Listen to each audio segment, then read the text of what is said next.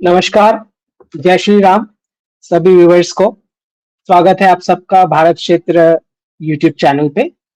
और आज जो है हम इतने दिन बाद लाइव हुए हैं और बात करेंगे हम राफेल डील के ऊपर, जो जिस पर फेक न्यूज़ चलाया जा रहा है कि भाई कैंसल हो गई। और कैंसल क्यों हुई बताया जा रहा है कि टेलीग्राम के ऊपर कुछ एक्शन लिया गया है। और टेलीग्राम के जो सीईओ हैं उसको फ्रांस ने अरेस्ट किया है। उसके रिटेलिएशन में यूएई ने राफेल डील कैंसिल कर ली। ये फेक न्यूज़ चल रहा है सारे मेन स्ट्रीम मीडिया में। जहां तक यूएई का प्रश्न है तो कहीं पे भी कोई ऑफिशियल कम्युनिकेशन इसके ऊपर नहीं है। दो प्रकार के शब्द का इस्तेमाल हो रहा है। एक शब्द है कैंसलेशन और दूसरा शब्द है पुट ऑन होल्ड, मतलब रोक के रखी गई है। राइट, कैंसिल नहीं की गई, रोक के रखी गई है। और दूसरा शब्द है कैंसिल की गई। तो थोड़ा हम इस पर जियोपॉलिटिकल बैकग्राउंड देखेंगे कि ये डील क्या है और ऐसा क्यों हो रहा है। उसके ऊपर भी थोड़ा हम हिस्टोरिकल बैकग्राउंड देखेंगे। तो सबसे पहले जो हमारी थीसिस है डी डॉलराइजेशन और डी रेडिकलाइजेशन वाली, जहां पे हम बोल रहे हैं कि मल्टीपोलर वर्ल्ड में हम जाने के लिए ये जो पूरा डिकेड है उसमें डिसऑर्डर होगा, डी ग्लोबलाइजेशन होगा इंटरनेशनल ट्रेड का। तो इसके अंदर जो बड़े बड़े नए पोल्स या रीजनल पावर्स उभर के आ रहे हैं, जिसमें यूरोप में हम समझ सकते हैं फ्रांस। अब फ्रांस जो है, जो यूके का राइवल माना जाता है हिस्टोरिकली, जो दोनों के बीच एक कंपटीशन माना जाता है। और यूके जो है आप सब जानते हैं कि यूएस का एलाई है और जो भी वॉशिंगटन से ऑर्डर आता है उसको फॉलो करना रहता है। This is the recent history. अब इसमें हमें यह समझना है कि जब यूनाइटेड नेशन सिक्योरिटी काउंसिल में हमारे पास क्योंकि वीटो पावर नहीं है, तो पिछले जितने भी डिकेड्स रहे वो सारे डिकेड्स में हमने प्रोबेबली रशिया के साथ जितनी भी डिफेंस डील्स की उसमें हमने प्रीमियम पे किया है। राइट, वो वीटो पावर का, उनका वीटो पावर का बेनिफिट लेने के लिए बोलो या इनडायरेक्टली यूनाइटेड नेशंस में हमें बचाने के लिए, जब भी कोई अगर कुछ वेस्ट और पाकिस्तान कलेक्टिव मिलके कुछ अगेंस्ट में रेजोल्यूशन लाए, तब ये इस्तेमाल होता था रशिया के वीटो का या रशिया के वॉइस का। क्योंकि यूनाइटेड नेशन सिक्योरिटी काउंसिल में तब कोई रशिया के अलावा कोई हमारे साथ नहीं था। ये लास्ट कुछ डिकेड्स की बात है जिसमें हमने सारी डिफेंस डील्स पे अच्छा खासा प्रीमियम पे किया है। मतलब छोटी सी भी कोई चीज रशिया से परचेस करो तो उसमें extra premium, veto power use करने का बोलो या जो भी। तो समझना हमें ये है कि जब से प्रधानमंत्री जी की गवर्नमेंट आई है 2014 से, तब से हमने डाइवर्सिफिकेशन शुरू किया डिफेंस प्रोक्योरमेंट का। और क्योंकि सारे पुर्जे और सप्लाईज रशियन रहती है तो अच्छी खासी डिपेंडेंस आज भी है रशिया के ऊपर। लेकिन हम फ्रांस, इजराइल, यूके और यूएस, ये सारे जो पावर्स हैं इनके साथ भी छोटे मोटे डिफेंस डील्स करना शुरू किए डाइवर्सिफिकेशन करने के चलते। और उसी के एवज में हमें अच्छा खासा बेनिफिट यूनाइटेड नेशंस में मिलता है फ्रांस के सपोर्ट के तौर पे। और जब भी हमें अच्छा खासा नेगोशिएशन करना होता है प्राइसिंग पे, डिफेंस डील्स पे, तो रशिया से भी इसकी वजह से थोड़ा बार्गेनिंग आप कर सकते हो क्योंकि हमारे पास दूसरे ऑप्शंस भी है।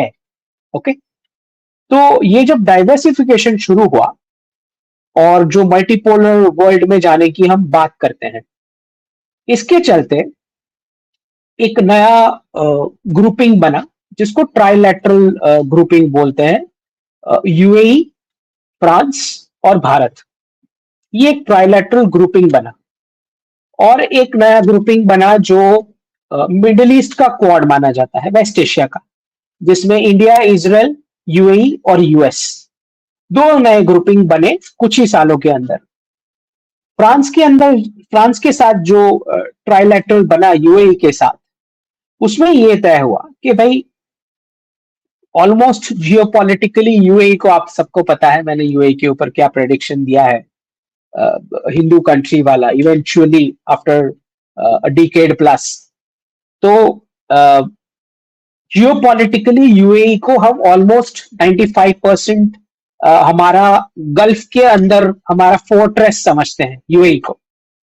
तो जितने भी राफेल्स भारत ने परचेज किए वो हर एक राफेल फ्रांस से फ्लाई होके यूएई में लैंड होके, और कुछ में तो यूएई की फोर्सेस ने ना सिर्फ मिड एयर रिफ्यूलिंग किया हमारे राफेल्स का, अच्छा खासा उन्होंने भी समझा कि ये एयरक्राफ्ट कैसे ऑपरेट होता है। तो रशिया और यूएस से डाइवर्सिफिकेशन करते हुए राफेल डील्स फाइनल हुई, जहां पे 2021 में यूएई ने यूएस के साथ फाइटर जेट्स का डील अपना कैंसिल करते हुए ये डील जो है फ्रांस को दी। और इवेंचुअली क्योंकि प्रधानमंत्री जी का जो एम है, गोल है मेक इन इंडिया वाला, आत्मनिर्भर भारत वाला, तो उस गोल के तहत समझ में ये आता है कि इवेंचुअली जॉइंट प्रोडक्शन राफेल का और एक अच्छा खासा टेक्नोलॉजी ट्रांसफर भी भारत को होगा। और मोस्ट प्रोबेबली यूएई का ये जो ऑर्डर है उसका ऑफसेट का अच्छा खासा परसेंटेज भारत में मैन्युफैक्चर होगा। ऑफसेट का परसेंटेज, ऑफसेट का जो क्लॉज होता है उसमें। अब सीधी सी बात है कि यूएस का डील कैंसिल हुआ है, यूएई ने कैंसिल करा, और भारत के लिए एक स्ट्रैटेजिक अलायंस है कि कल को कुछ साल बाद यूएई की एयरफोर्स के साथ हमारा पूरा इंटर ऑपरेबिलिटी हो जाएगा, क्योंकि उनके पास राफेल्स होंगे, हमारे पास राफेल्स होंगे।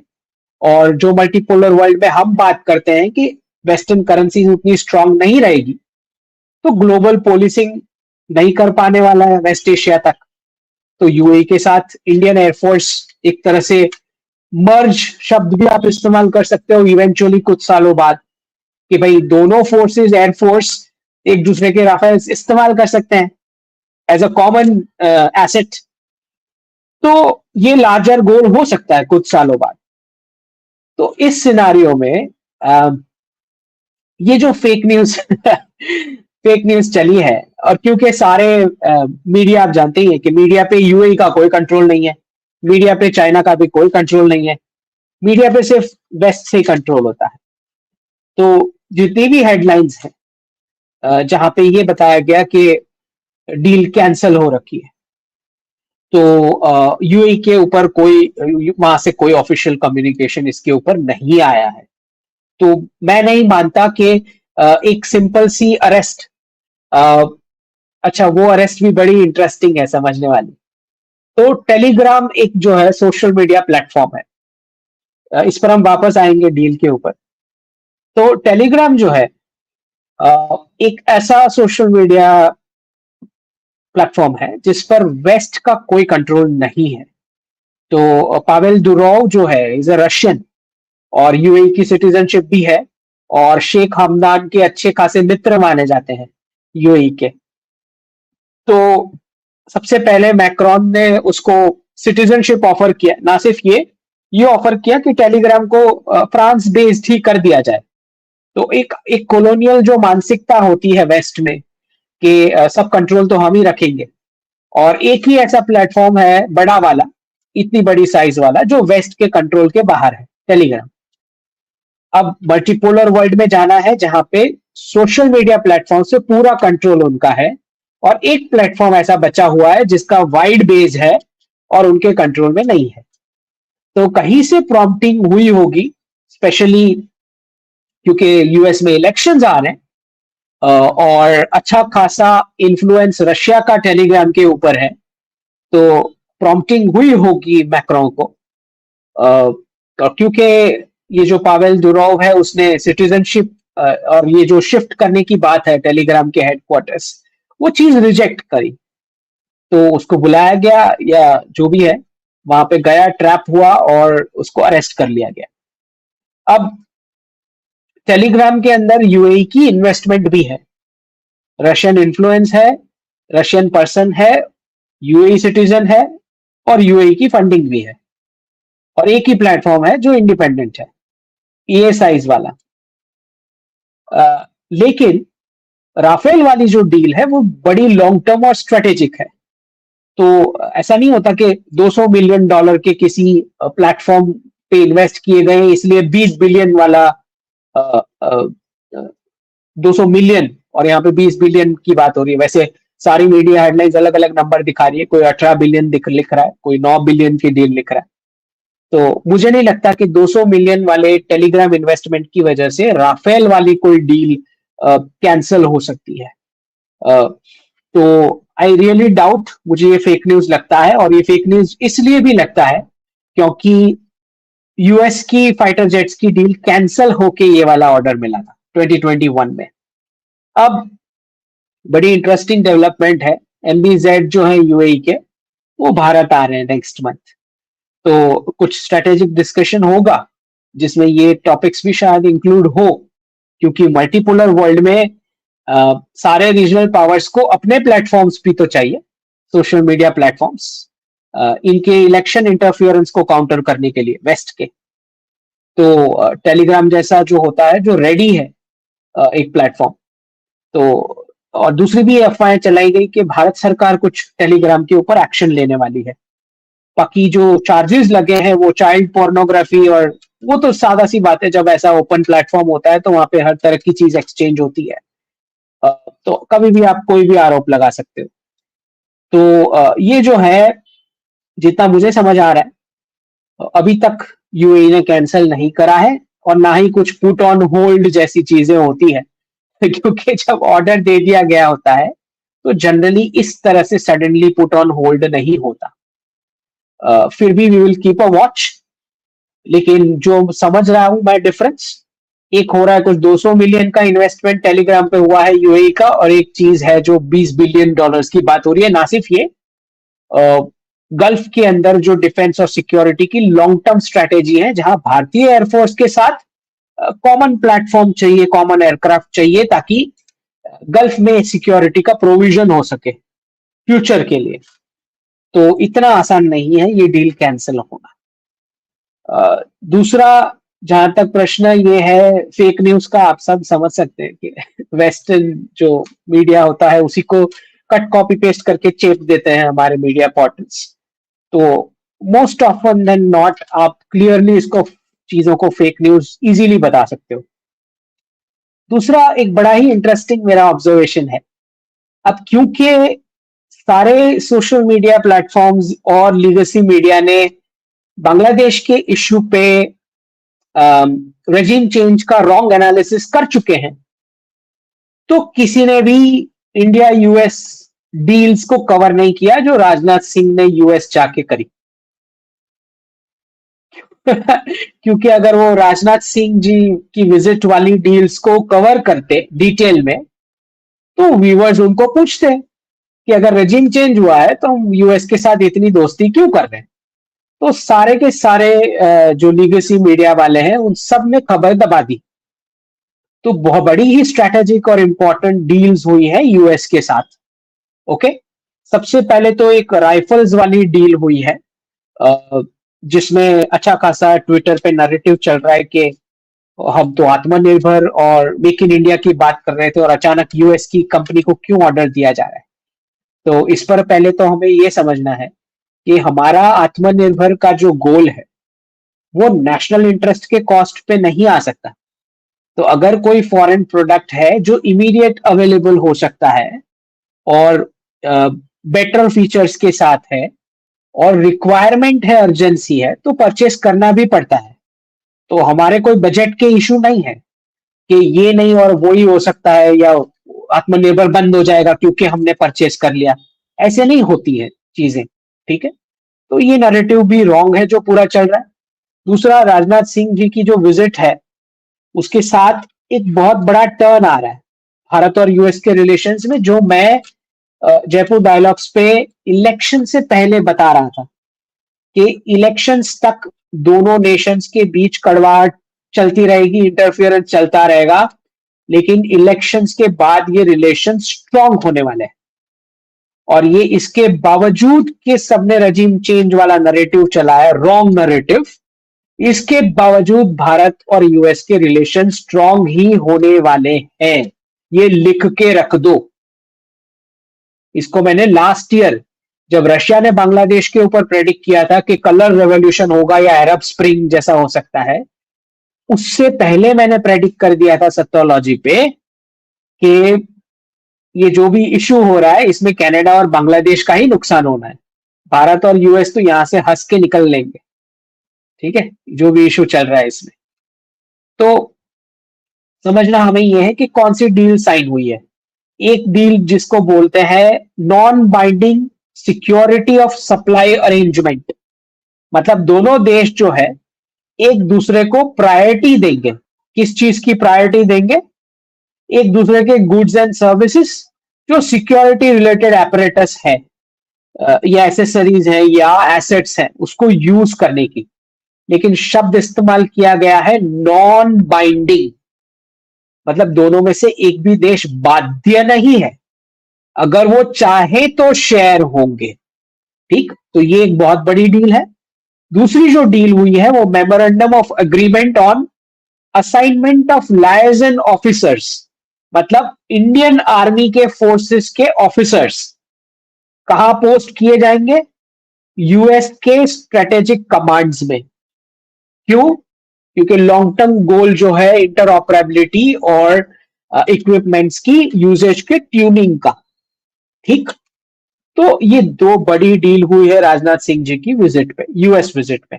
और एक बहुत बड़ा इंपॉर्टेंट टर्निंग पॉइंट आया है और वो ये है कि पिछले 3 साल से, ध्यान से सुने, पिछले 3 साल से प्रधानमंत्री Modi ji United Nations general assembly को सितंबर में जो उनका एनुअल इवेंट होता है उसमें नहीं गए। प्रधानमंत्री मोदी जी नहीं गए, राष्ट्रपति पुतिन नहीं गए और राष्ट्रपति शी जिनपिंग नहीं गए। और लास्ट ईयर का जो यूनाइटेड नेशंस जनरल असेंबली सितंबर में था उसमें तो मैक्रॉन भी नहीं गए और ऋषि सुनक भी नहीं गए थे लास्ट ईयर। लेकिन इस बार प्रधानमंत्री मोदी जी जाने वाले हैं।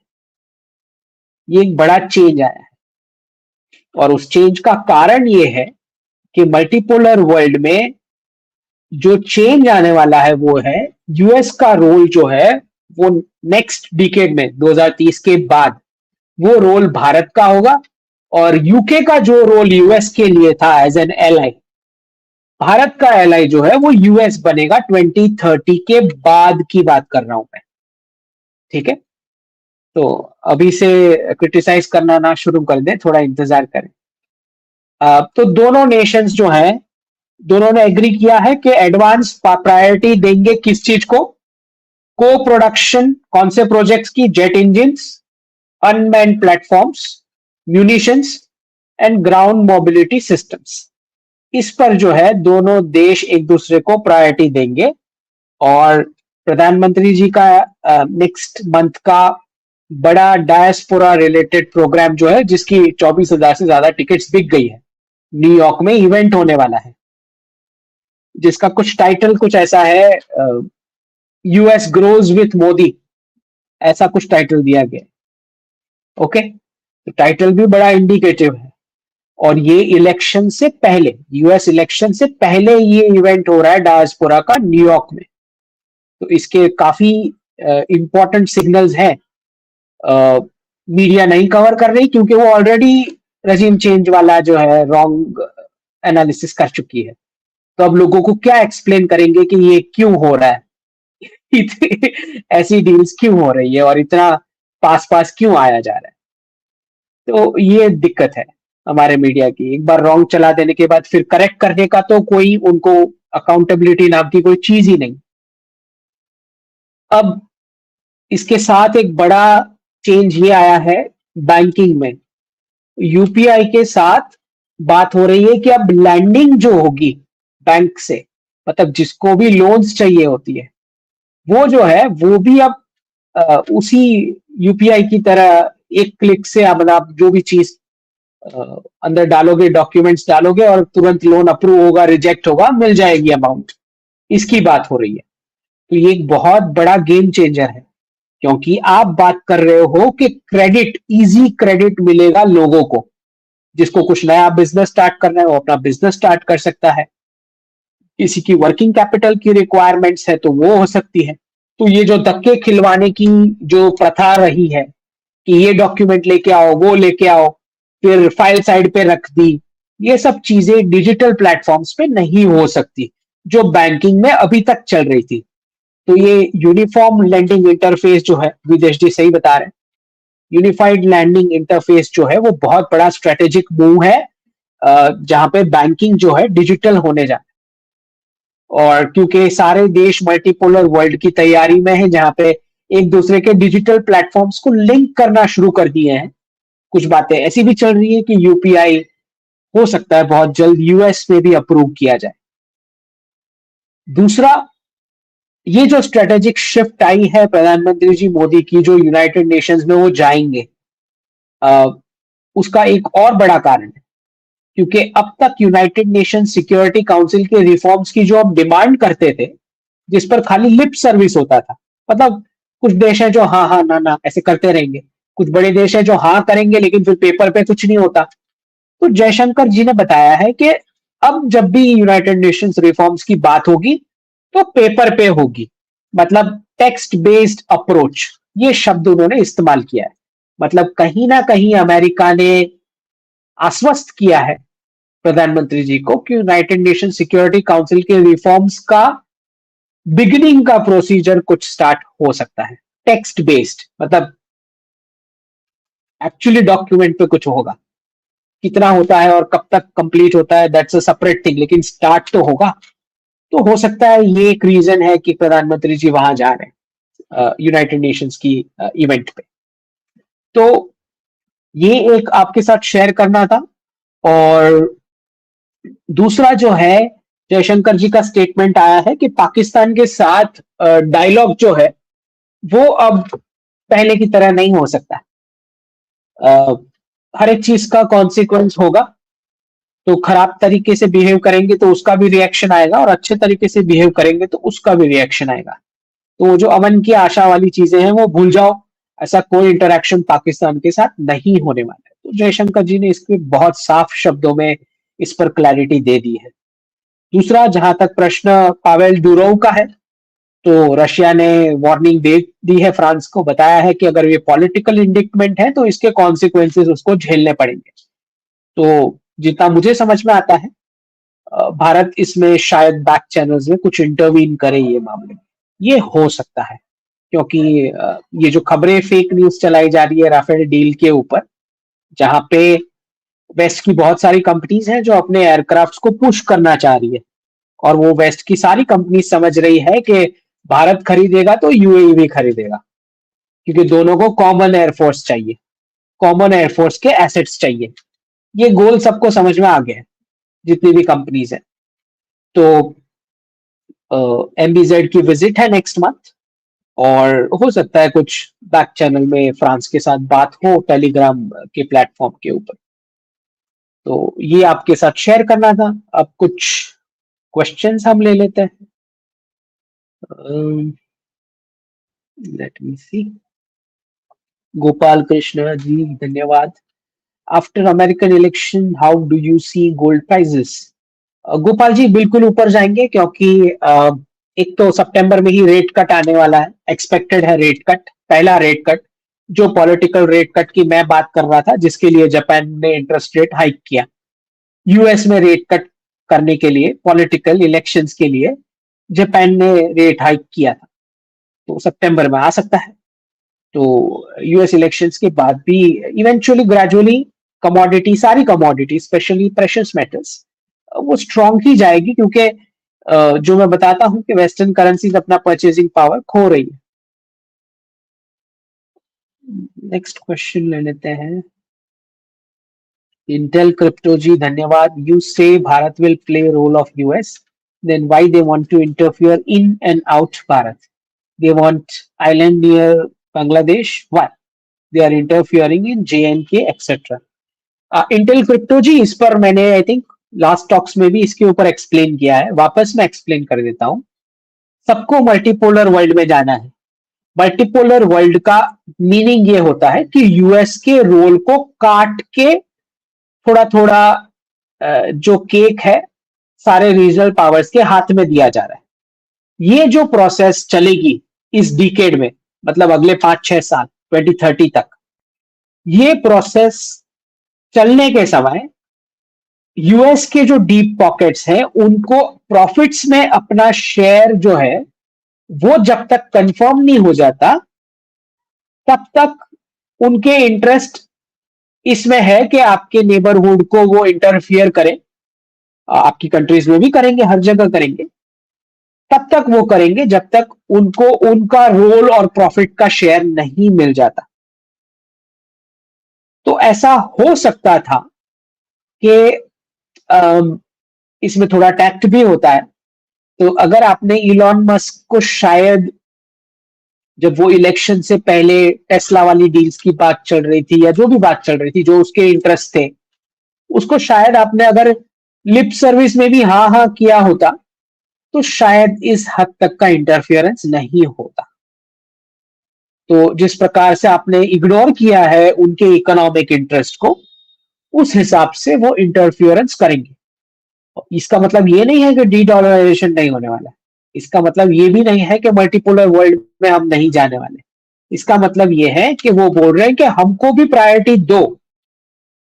नए वर्ल्ड ऑर्डर में हमको कितना प्रॉफिट मिलने वाला है इस पर कुछ बात करो। That is what it is. और जहां तक बांग्लादेश की बात है, बिल्कुल सही है, उनको वो आइलैंड चाहिए, वो बात सच है, वो फेक नहीं है। और इंटरफियरेंस तो वो हर जगह करते ही है, हर सदी में किए हैं। इनफैक्ट सिक्किम के तो राजा की वाइफ बन के आई थी सीआईए की एजेंट, और जैसे ही सिक्किम से बेदखल हुए राजा, तो डिवोर्स दे दिया क्योंकि वो सीआईए की एजेंट थी। राइट। तो इंटरफियरेंस तो उन्होंने हर डिकेड में, हर साल में, हर कंट्री में किया ही है। उसमें कौन सी नई बात है। इनफैक्ट इंटरनेट बना ही यूएस की डिफेंस यूनिट में से है। तो ऑब्जेक्टिव तो इंटरफियरेंस ही था, हमेशा से रहेगा। तो नथिंग न्यू अबाउट इट। इसमें कोई रोने धोने की बात ही नहीं है। तुम भी कर लो इंटरफियरेंस, तुम्हारे कैपेसिटी है, तुम भी कर लो। ये रोने धोने वाली कोई बात ही नहीं है इसमें, वो तो होगा ही। आप किसी एम्बेसडर को ये नहीं बोल सकते कि आप ओवैसी जी को नहीं मिल सकते। आप किसी एम्बेसडर को ये नहीं बोल सकते कि भाई आप किसी सोशल मीडिया इन्फ्लुएंसर जो एंटी गवर्नमेंट है उसको क्यों अवार्ड दे रहे हो या क्यों बढ़ावा दे रहे हो। ये नहीं हो सकता, क्योंकि एम्बेसडर का तो रोल ही है एंगेजमेंट का, और वो एंगेजमेंट के पीछे क्या क्या हो सकता है आप समझ सकते हो। तो डोंट वरी, ये तो चलेगा ही। आपको काउंटर करना आपने सीखना होगा।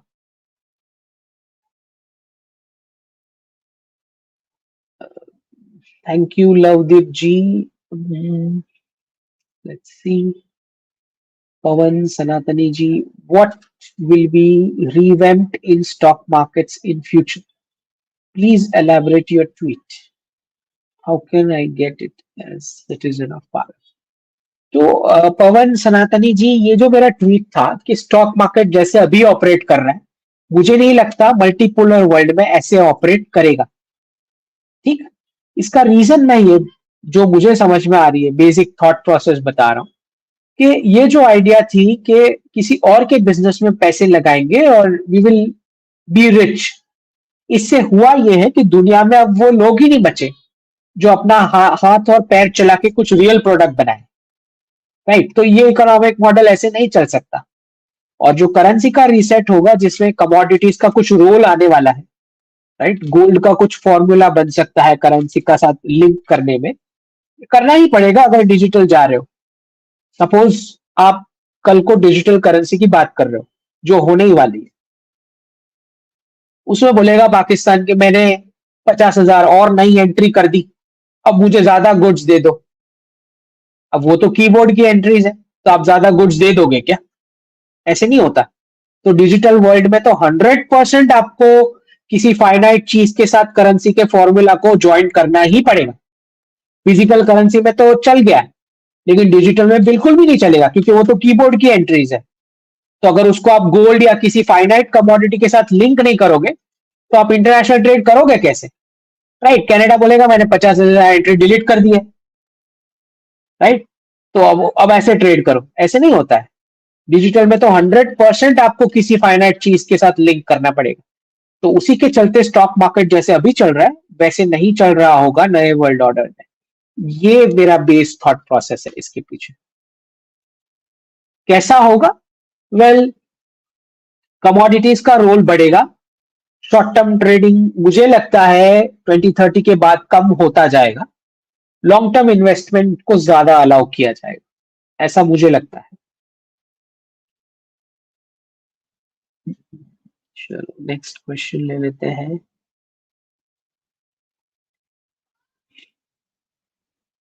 करण Sharma ji, as an engineer, should I invest 25 lakh for an MBA from top college like IIM, or work 9 to 5 and own a startup, or invest in stock and crypto? देखिए, top top IIMs जो होते हैं उसमें से भी तो बच्चे startups और बिजनेस आइडियाज करते ही हैं। तो ऐसा नहीं है कि कोई कोर्स रॉन्ग या राइट, कोई कोर्स रॉन्ग या राइट नहीं होता। वो कोर्स करने के बाद आप उसका क्या कर रहे हो, that is what is important. तो वो आपको लॉन्ग टर्म पता होना चाहिए करियर प्लानिंग में कि मैंने जॉब ही करनी है लाइफ टाइम, तो कौन से डोमेन में करनी है, और फिर उस डोमेन में जो लोग हैं उनको 40-50 लोगों को जाके मिलो, पूछो कि उनका करियर का जर्नी क्या रहा, कैसे स्टार्ट करना चाहिए, और फिर आप डिसीजन लो। ठीक है, आपको उल्टा जाना पड़ेगा। ठीक है, जो 35 से 45 के बीच की एज वाले हैं जो लोग उस डोमेन में, उनसे जाके पहले उनका करियर का पाथ पूछो, समझो, उसके बाद डोमेन सिलेक्ट करो। एंटरप्रेन्योरशिप करना है, जॉब करना है, ये फाइनल करो, और उसके बाद कोर्स फाइनल करो। उल्टा जाना रहता है। ठीक है। दूसरा, what can we do about radical, बस उतना ही है क्वेश्चन। देखिए, रेडिकलाइजेशन जो ये शब्द है, जो हम रेडिकलाइजेशन बोलते हैं, मैं तो डी रेडिकलाइजेशन पे बार बार ट्वीट करता हूं, जिसे हम रेडिकलाइजेशन बोल रहे हैं वो लोग समझते हैं उनका अपना नेचुरल रूटीन है। दिक्कत यह है। ठीक है, हम बोल रहे हैं कि वो रेडिकलाइज हो गया, लेकिन वो उसकी नेचुरल टेंडेंसी है, क्योंकि उसको सिखाया ही वो जा रहा है। ठीक है, तो आप पूछ रहे हो कि इसका क्या सॉल्यूशन है। अच्छा, इस पर 2-3 चीजें मैंने अभी ऑब्जर्व करी है कि जिसपे बीजेपी का अच्छा खासा क्रिटिसिज्म चल रहा है सोशल मीडिया पे, क्योंकि राइट विंग जो अपने आप को एक्सपर्ट्स बोलते हैं। मैंने अभी सुना, किरण रिजिजू का ट्वीट था सूफी कॉरिडोर के ऊपर, और भर भर के राइट विंग एक्सपर्ट्स उसको कंडेम किए जा रहे हैं। दूसरा, उनकी ट्वीट में शब्द था यूनिटी इन डाइवर्सिटी।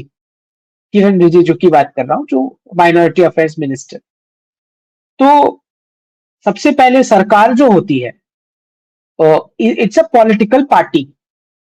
ठीक है, अब जिन्हें ये नहीं समझ आता कि, इसको अलग तरीके से समझाना पड़ेगा, हिंदू वोट्स कैसे डिवाइड हो रहे हैं बाय द ऑपोजिशन, कि किस चीजों के चलते हिंदू वोट्स को वो डिवाइड कर पाते हैं। रिजर्वेशन की बात करेंगे, कास्ट पॉलिटिक्स की बात करेंगे, और योगी शाह वाला नरेटिव जिसको उन्होंने सास बहू प्रोग्राम बना दिया है ब्रोस का, और यही चीज है कि आप तो सब अलग अलग हो, तो हमारे वोट्स वो डिवाइड कर रहे हैं इस तरह से। अब सरकार ने एक जेपीसी बनाई है जिसके जिसके अंदर वक्फ बोर्ड के अंदर वो सारे अलग अलग मेंबर्स को कॉन्स्टिट्यूट करना चाह रहे हैं, जिसमें से जो मुस्लिम कम्युनिटी के बाकी के फिरके जो है या विमेन जो है, उन सबको रिप्रेजेंटेशन मिलने वाला है। तो जिनको हिंदू वोट्स का डिवीजन नहीं समझ आ रहा, उनको कोई चीजें समझ नहीं आनी। ठीक, दूसरा मैं आपको एक छोटा सा एग्जांपल दे दूं, ज्यादा तो एक्सप्लेन नहीं कर पाऊंगा मैं, लेकिन मैं छोटा सा एग्जांपल दे रहा हूं। अंग्रेजों ने संस्कृत को कैसे खत्म कर दिया? तो अंग्रेजों ने बोला कि संस्कृत ऐसे नहीं पढ़ाई जाएगी जैसे आप लोग पढ़ा रहे हो, संस्कृत को हम फंडिंग देंगे। वापस सुनो, ध्यान से सुनो। अंग्रेजों ने बोला संस्कृत आप फ्री में क्यों पढ़ा रहे हो, हम पैसे देते हैं। तो फंडेड स्पॉन्सर्ड संस्कृत की लर्निंग शुरू हुई। दो दो डायरेक्शन में गई। एक, डिस्टॉर्ट करने के डायरेक्शन में, और दूसरा पूरा डिस्टॉर्शन हो जाने के बाद कुछ सालों बाद फंडिंग बंद कर दी गई, उसके बाद संस्कृत गायब हो गया। ठीक है, समझ आ रहा है? ठीक।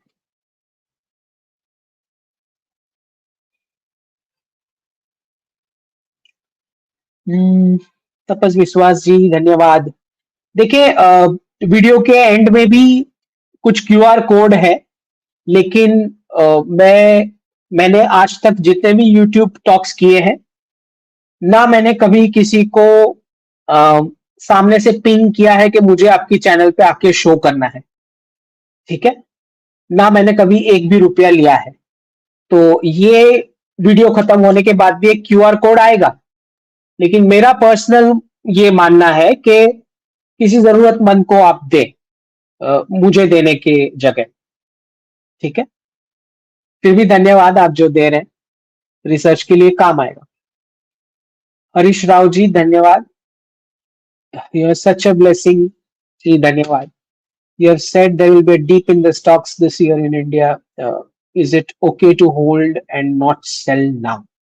हरीश जी, ये मुझे लगता है यूएस इलेक्शंस के बाद, क्योंकि वहां पे कुछ इवेंट होगा, उसके रिएक्शन में हमारे डीप आएगी। तो अगर आप होल्ड करना चाह रहे हैं तो आप ये सोचो कि अगर आपने लॉन्ग टर्म आपका ऑब्जेक्टिव है, और शॉर्ट टर्म में जैसे एक डिप इस साल और दो बड़ी डिप नेक्स्ट ईयर, नंबर्स में जो चेंज आता है उससे अगर आपका हार्ट फेल नहीं हो जाने वाला है, तो मीडियम टू लॉन्ग टर्म भारतीय स्टॉक मार्केट में कोई प्रॉब्लम नहीं है। ठीक है, तो आप रखना चाहें तो रख सकते हैं, आप नंबर मत देखिएगा एटलीस्ट 1.5 साल तक। ठीक है, और अगर आपको फर्क पड़ता है नंबर से तो फिर आप सोच सकते हैं। मेरे हिसाब से जब डिप्स आएंगी तब बाई करना, एंटर करना अच्छी आइडिया होगी।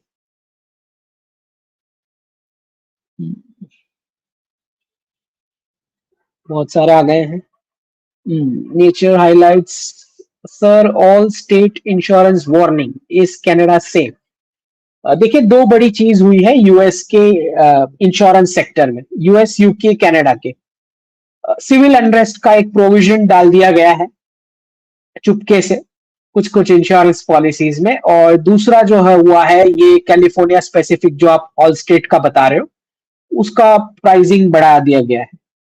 और दूसरा फायर रिलेटेड जो जनरली कैलिफोर्निया में वो जो वाइल्ड फायर वाला होता है, उसके अंदर कुछ नया टेक्नोलॉजी के नाम का बहाना बना के कुछ उस इंश्योरेंस में कटौती की जा रही है कि भाई आप एलिजिबल ही नहीं होंगे अगर ऐसा कुछ होता है। तो ये सारे जो मैंने प्रेडिक्शन दिया है कि कैलिफोर्निया, शिकागो और न्यूयॉर्क, ये तीन टॉप लिस्ट में है कोलैप्स की, तो उसी ओर इशारा कर रहे हैं कि कोई भी क्राइसिस इवेंट हो सकता है। तो मैंने तो ट्वीट साफ शब्दों में किया है कि निकलने वहां से जितना जल्द हो सके। स्नेहा अंबेकर जी धन्यवाद। Intel crypto, UAE Russia to start salary and trade in bitcoin. Y Q? ये तो मैं पहले ही बता चुका हूं कि west is dedollarizing with bitcoin and BRICS is dedollarizing with gold. Okay, तो बहुत साफ है कि अल्टीमेटली फॉर्मूला तो एक ही बनना है पूरे वर्ल्ड के लिए। तो जब ब्रिक्स रेडी हो जाएगा तो बिटकॉइन या जो भी क्रिप्टो होगा उसको रेगुलेट करके ये लोग, जो प्रेसिडेंट ट्रंप ने तो क्लियर बता दिया अपनी स्पीचेस में कि मैं कमेटी बिठाऊंगा और इसको रेगुलेट करेंगे और वी विल बिकम द क्या crypto mining capital of the world. Basically बेवकूफ बनाने का आइडिया है, सीबीडीसी में कन्वर्ट करने का। ठीक है, तो हम ऑब्वियसली रशिया और यूएई एक्सेप्ट करेंगे बिटकॉइन को, वो तो चाहते हैं डी डॉलराइजेशन हो। ठीक है। सुपरमैन क्रिप्टोनाइट, सर गोल्ड बढ़ा हुआ है, should we wait before invest? 73-74,000 तक एवरीथिंग इज सेफ। ठीक है, मीडियम टू लॉन्ग टर्म बता रहा हूँ। नवदीप सिंह जी धन्यवाद। कृष्ण शरद पंडियाला जी धन्यवाद। Any update for deep in share market? मुझे लगता है यूएस इलेक्शंस के बाद होना चाहिए, लेकिन पहले भी हो सकता है, you never know. with LGBTQ and when that madness will stop. LGBTQ stop क्यों होगा? क्योंकि फर्स्ट वर्ल्ड वॉर और सेकेंड वर्ल्ड वॉर के बीच पहले ट्रीटी ऑफ वर्सेलिस आई, जिसमें यूरोप को पूरा डी इंडस्ट्रियलाइज कर दिया गया, राइट? उसके बाद स्पेनिश फ्लू आया, उसके बाद पूरा जर्मनी में वीमार रिपब्लिक में एलजीबीटीक्यू किया गया, जहां पे जर्मन लिपस्टिक और स्कर्ट पहन के घूमते थे, और उसके बाद तो हिटलर आया ना। तो ये सेम स्क्रिप्ट है। पहले यूक्रेन वॉर के साथ यूरोप को डी इंडस्ट्रियलाइज किया जा रहा है, स्पेनिश फ्लू की जगह अभी कोरोना हुआ, और एलजीबीटीक्यू सेम स्क्रिप्ट है, क्योंकि वो वाली स्क्रिप्ट भी करेंसी रिलेटेड थी, तो ये वाली स्क्रिप्ट भी करेंसी रिलेटेड है, तो ये मैडनेस नहीं खत्म होगी। DS shifting to India, are we ready to handle them? Well, hopefully, मुझे लगता है कि मासेस को तो वो हार्म करना नहीं चाहेंगे, क्योंकि प्रॉफिट ही भारतीय पब्लिक में से होना है। चाइना और रशिया का तो मार्केट एक्सेस नहीं मिलने वाला है, तो लोगों को शायद डैमेज नहीं करेंगे, लेकिन हो सकता है कुछ नेशनलिस्ट लीडर्स को वो लोग डैमेज करें, ऐसा हो सकता है।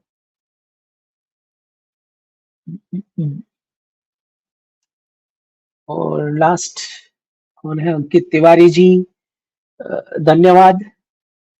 I think that's all for the day.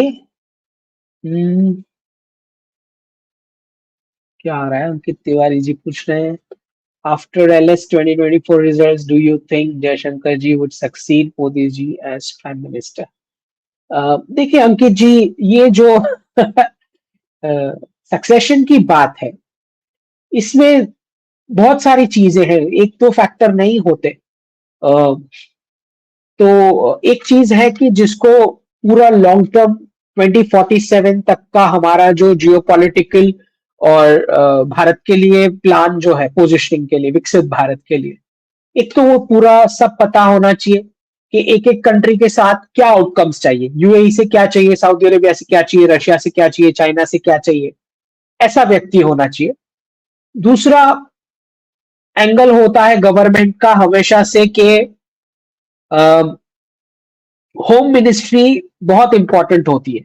जब आपके प्राइम मिनिस्टर जियोपॉलिटिकल एक्टिविटीज में लिप्त होते हैं, तो होम मिनिस्टर जब उस तरफ as a proxy prime minister shoes fill in करते हैं, सपोज मोदी जी अब यूनाइटेड नेशंस जाएंगे जनरल असेंबली में, तो अभी तक मतलब 10 साल से तो प्रॉक्सी जो रहे वो होम मिनिस्टर रहे, और ये आज की बात नहीं है, ये पहले से चला। सरदार पटेल जी ने, जब उनको बोला जाता है कि नेहरू वोट सरदार पटेल जी के लिए हुआ था as prime minister, Gandhi ji ने उनसे पोजीशन छीन के नेहरू को दी। तो लोग ये भूल जाते हैं कि सरदार पटेल जी कितने इंटेलिजेंट थे कि उन्हें पता था कि नेहरू जी जो है वो फॉरेन टूर और बड़े बड़े लोगों से मिलना और स्टेट्समैन वाली अपनी छवि, उसमें ज्यादा इंटरेस्टेड थे। तो सरदार पटेल जी ने बड़ी होशियारी से अर्जेंसी जो थी कि सारे टेरिटरीज को भारतीय यूनियन में जोड़ना, तो बड़ी होशियारी से होम मिनिस्टर वाली पोजीशन ले ली, क्योंकि जब आपके प्राइम मिनिस्टर जियोपॉलिटिक्स में बिजी होते हैं, तो होम मिनिस्टर ही प्राइम मिनिस्टर होते हैं। ठीक है, तो ये एंगल लोग भूल जाते हैं। ठीक है, तो आपको ये समझना है कि 10 साल से अमित शाह जी जो है वो एक ड्यूटी का एक छोटा मोटा हिस्सा तो उनका एज अ प्राइम मिनिस्टर और नजदीक से देखे भी है। अब दूसरा है कि जयशंकर जी इज नॉट अ पॉलिटिशियन। ठीक है, तो जब भी डिसीजन होगा, आई डोंट नो कब होगा, आई स्टिल थिंक कि 2029 या 2027 जब भी इलेक्शन होगा तो वापस मोदी जी ही कैंडिडेट होंगे, ये मेरा मानना है। लेकिन जब डिसाइड होगा तो मुझे लगता है कि बैलेंस करना पड़ेगा पार्टी का रोल, होम मिनिस्ट्री का रोल और प्राइम मिनिस्टर पोजीशन वाला रोल। ये तीनों बैलेंस करते हुए जो कैंडिडेट सही दिख रहा है, और आई थिंक मोदी जी ही डिसाइड करेंगे। आई डोंट थिंक जब भी कभी अगर होम मिनिस्टर प्राइम मिनिस्टर बनते हैं या जयशंकर जी बनते हैं या योगी जी, कुछ लोग योगी जी भी बता रहे हैं, बीजेपी के पास काफी सारे लीडर्स हैं, तो जब भी जो कोई भी बनेगा, तो ये जो सास बहू वाला जो चल रहा है यूट्यूब पे, इसको इग्नोर करें। बड़ी बेवकूफाना बातें हैं। आपने कभी अमित शाह जी की बारे में ट्विटर पे ये नहीं सुना कि Modi ji is a week leader, चलो रिप्लेस कर दें। ठीक है, तो ये इस प्रकार के जो नैरेटिव है ना, वो बहुत ही हिंदुओं के वोट्स काटने वाली बात हो रही है। इसमें हमने बिल्कुल पार्टिसिपेट नहीं करना चाहिए। स्पेशली जो कास्ट डिवीजन की बात करते हैं, रिजर्वेशन की चीजों पे बातें करते हैं, इन लोगों से हमें दूर रहना चाहिए। क्योंकि जिस प्रकार का वोटिंग डे का हमारा रियलिटी है, उस हिसाब से हिंदू के पास बीजेपी को क्रिटिसाइज करने का प्रिविलेज बचा नहीं। और क्या बीजेपी परफेक्ट है? मैंने इसके ऊपर ट्वीट भी किया था। बीजेपी परफेक्ट नहीं है, और 10 चीजें तो मैं बता सकता हूं जो इंप्रूव होनी चाहिए, लेकिन कोई छोटा बच्चा भी बता देगा उसकी बिल्डिंग में क्या क्या इंप्रूव होना चाहिए। इंप्रूवमेंट बताना, मस्त एसी चालू करके बैठ के टीवी पे, नो बिग डील। ठीक है ना? तो ये जो बदमाशियां हैं वोट्स डिवाइड करने की, कभी कभी आप ऑपोजिशन की जो वोट बैंक है वो पूरी की पूरी 100% इंटैक्ट है, एक भी वोट उनका लीक नहीं होता, और वो और कोई फैक्टर देख ही नहीं रहे, जबकि आप जो है टैक्स, एम्प्लॉयमेंट, जीडीपी, ये वो ब्ला ब्ला ब्ला सब डिस्कस कर रहे हैं। तो कौन जीतेगा इलेक्शन के दिन? अब इसी तरह से आप सारे फैक्टर्स डिस्कस करते रहोगे और वोट कटवाओगे, तो फिर ओवैसी जैसे प्राइम मिनिस्टर बनेंगे। इसकी तैयारी रखना। ठीक? तो मेरा तो ये आग्रह है कि ऐसे लोगों से बचे जो डिवीजन की बातें करते हैं, चाहे वो बीजेपी के लीडर्स के बीच की बात हो, या कास्ट डिवीजन की बात हो, या कोई भी हो। इनसे हमें बचना चाहिए एटलीस्ट, क्योंकि सामने वाला का तो एक भी वोट लीक नहीं हो रहा है, वो 100% इंटैक्ट है, ना कोई डिवाइड कर पा रहा है। ठीक है? तो we should not get into discussion के कौन बनेगा, क्योंकि मोदी जी ही डिसाइड करेंगे। ओके?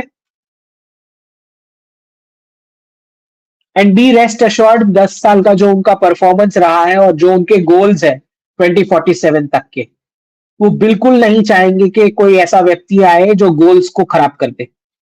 ठीक है? I think that's all for the day.